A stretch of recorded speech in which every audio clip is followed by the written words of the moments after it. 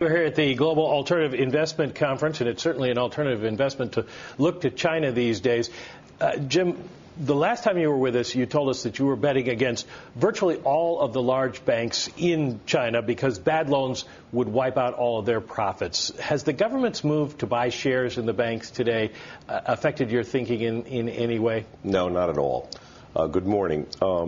The Chinese Sovereign Wealth Fund that is increasing their stakes already at high levels, slightly more, did this as well in September '08, but ended up only spending about $300 million U.S.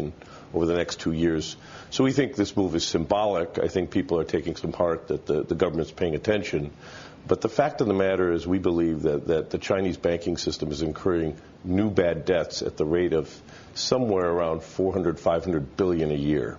So buying stock in the open market, if they really wanted to shore the banks up, they'd be buying stock directly from the banks. So you don't think they are shoring the banks up? At this point, they're just trying to send a message? I think they're trying to send a message. I think that's appropriate.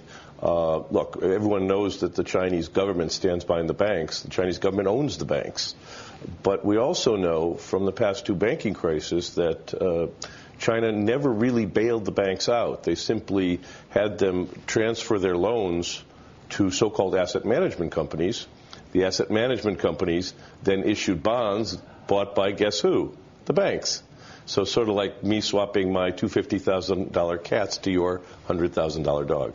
Perella Weinberg has put out a new report that estimates that 25% of Chinese bank loans could be bad. I don't know whether it's higher or lower than your estimate, but they say it could be $1 trillion worth of bad loans. But because of China's reserves and because the government stands behind the banks, they say it's entirely manageable.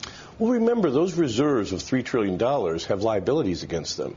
When exporters earn dollars, they take them to the People's Bank of China and transfer those dollars for RMB. And there are liabilities against those dollars. So to think that you can simply use foreign currency reserves to shore them up is a little bit misleading. What that really means is the People's Bank would have to print currency to refinance the bank. And as you know, China has an inflation problem already. So at this point, the Chinese government's move isn't causing you to change your investments? No, the property market is what we're focused on, and the property market is slowing down dramatically.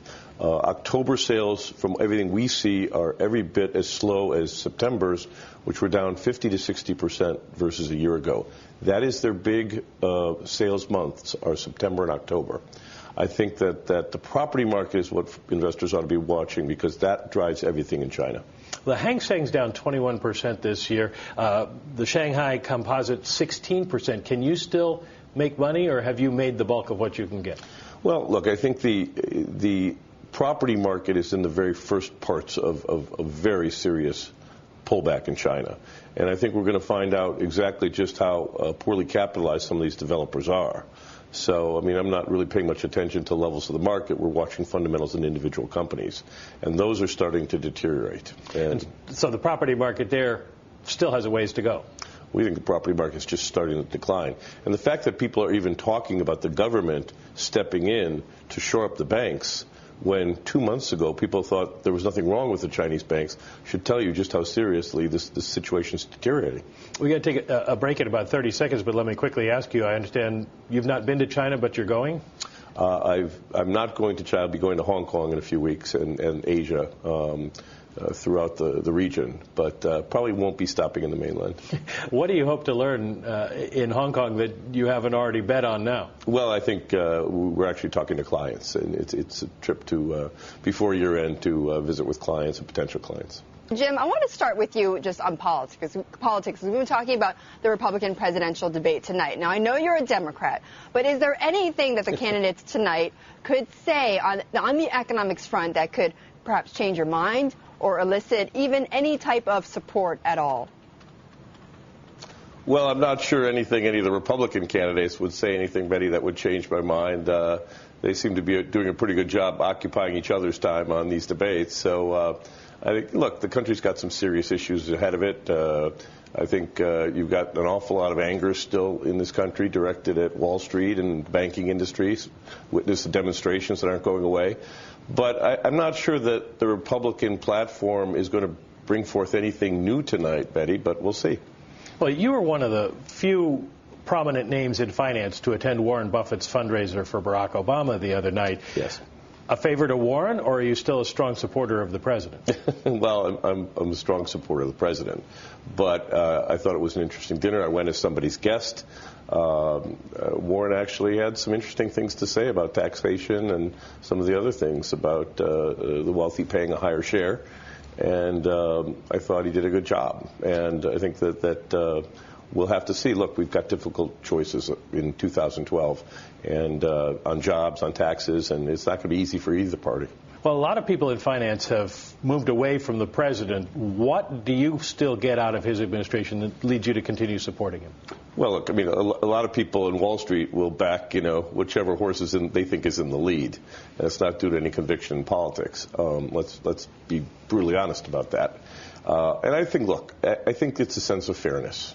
And one of the things that has bothered me, whether I'm on Wall Street or on Main Street, is that income inequality in this country is just getting worse and worse and worse. And that is not a recipe for stable economic growth when the rich are getting richer and everybody else is being left behind. And I think there are ways to basically solve that don't leave acrimony in the air. And but it's going to involve, I think, rich people paying more, and I think it's going to involve a cut in entitlements to look at what the Democratic Party holds sacred. I think that the Democrats are going to have to yield on that as well. I mean, I think Medicare is bankrupting us. So I think that both sides are going to have to give in. Unfortunately, that does not look like it's going to happen.